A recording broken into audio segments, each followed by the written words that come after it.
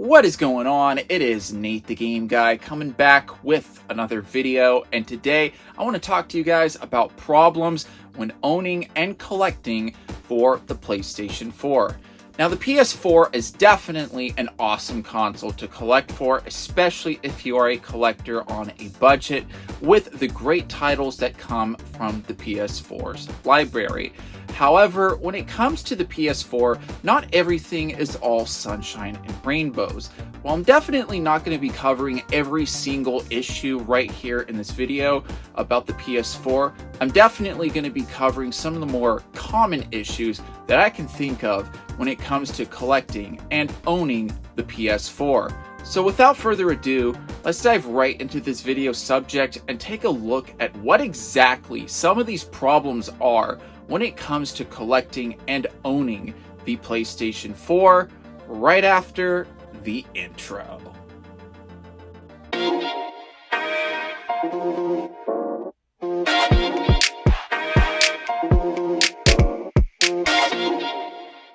So I think the first thing that I want to talk about right here when it comes to problems collecting for the PlayStation 4 and owning one are the controllers. What exactly is wrong with the controllers? Well, as you already know, if you happen to already own a PS4, the controllers are rechargeable. Pretty convenient with the fact that, hey, obviously they're not like the Xbox One where you constantly have to buy AA's every time your controller dies or buy some type of rechargeable pack. Great. Obviously, that's going to save you a lot of money in the long run. However, there are some problems when it comes to that. Unfortunately, when it comes to these rechargeable batteries, just like all batteries, they don't last forever, which means someday, sometime, these batteries are going to go out, and then eventually you're going to have a non-functioning controller, which is definitely going to suck. However, it's not necessarily all doom and gloom. You can still buy replacement rechargeable batteries for the PlayStation 4, and I'm pretty confident down the line too, there's still going to be plenty of third-party replacement batteries for the PlayStation 4. Clearly, this is one of the best-selling game consoles of all time, so the market is always going to be there when it comes to replacement parts and all of that. But it's definitely worth noting, especially if you're going to be someone that's going to be picking up a PS4 locally. I've definitely bought some PS4s locally to flip online, where unfortunately the batteries inside no longer worked and I had to go replace them. So definitely keep that in mind. Not the worst problem in the world, but it's definitely a major inconvenience to the wrong person. Now, another problem worth talking about when it comes to collecting and owning the PlayStation 4 is disc rot. So what exactly is disc rot? Well, just like the name suggests, it's when your disc begins to rot away. And what exactly causes that rotting? It can be caused by poor manufacturing, it can be caused by humidity and temperature, along with a host of a few other things as well.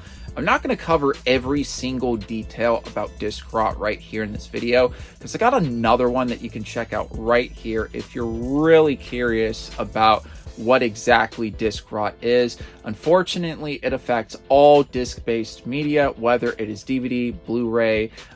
Literally, if it's a disc of some form or another, it's bound to get disc rot. And since the PlayStation 4 is a disc-based console where the games are on disc, clearly it's going to be an issue when it comes to collecting for the PS4. Definitely keep that in mind. I highly suggest that you go ahead and watch my video I just recommended, so that way you can be more educated and more informed about disc rot, especially if you're going to be collecting for a disc-based console such as the PlayStation 4. Now, the next problem when it comes to owning and especially using a PlayStation 4 over a period of time is the thermal paste. What exactly is the thermal paste? Well, just like the name suggests, it's paste that's placed in the motherboard, more specifically right above the CPU and the GPU, and that thermal paste is to protect both the CPU and the GPU from overheating when the console is being used. You definitely want to have thermal paste there when it comes to a PS4 or any other type of game console that has a CPU and a GPU in place. As you can imagine, over time, the thermal paste begins to break down, especially when you are using the console quite a bit over time. And when that thermal paste begins to break down, it just doesn't do as good of a job when it comes to protecting the CPU and the GPU when it comes to your PS4. Over time, you'll definitely want to have the thermal paste replaced, whether you want to do it on your own or have somebody else do it, such as someone at your local game shop. You definitely want to do that, especially if you want to have your console last longer than it can. Definitely consider that when it comes to collecting and owning the PS4, especially if you're somebody that wants to have it alive and well for a very long time. Now, this is something that's definitely going to be affecting the playability of a lot of PS4 games in the long run, and I'm essentially talking about all the broken games. What do I mean by this?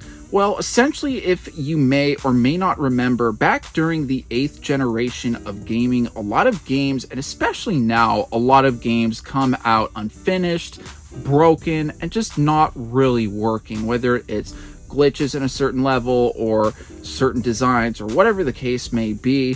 A lot of games would need like a day one update or patch, even though the game would be essentially be unfinished at launch. It certainly was not a good experience for a lot of gamers back then, and especially now as the trend still continues with modern day gaming.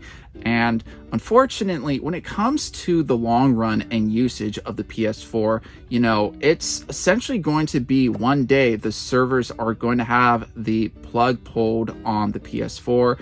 I don't know when that time will be, but I guarantee you it will be sometime in the future, because let's face it, all servers are all going to shut down at some point, whether it's a game console or a game.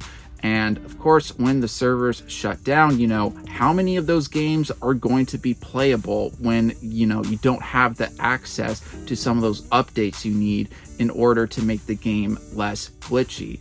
It can definitely be an issue in the long run when it comes to playing and using the PS4 with a lot of the games. Not necessarily all the games, but there are definitely some notable titles on the PS4 that need an update or a patch just to make the games playable.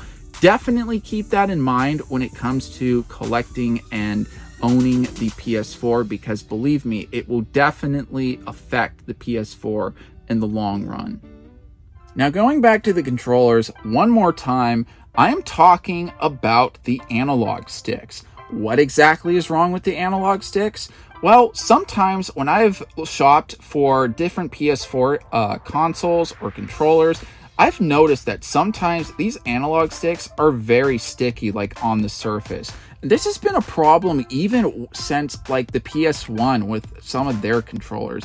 I don't know what material they're using over at the Sony and the PlayStation camp, but they got to change it. It's just because I don't know about you guys, but I do not like playing games where the controllers just feel very sticky on the outside. And no matter what type of cleaning material or chemical you decide to use, it just keeps coming back. It's just not a good situation. Now, thankfully, you can get replacement analog sticks, but of course, just like with the batteries, you got to open up the controllers, replace them, all that. Now, thankfully with this, it's not really a issue that affects the value of these controllers. It's definitely very inconvenient, but thankfully these analog sticks, if to get third-party ones that are very similar to the first-party ones, they're very cheap. But I gotta say, this is something that I don't enjoy dealing with when it comes to collecting and playing PlayStation consoles. And unfortunately, this is a trend that does continue into the PS4. Hey guys, thank you so much for checking out my video. Please be sure to check out these videos here, here, and here. After all, I post a lot of content when it comes to game collecting tips, and other video game related subjects. So be sure to keep an eye out every Monday and Friday where I upload consistently, and I'll be seeing you guys next time.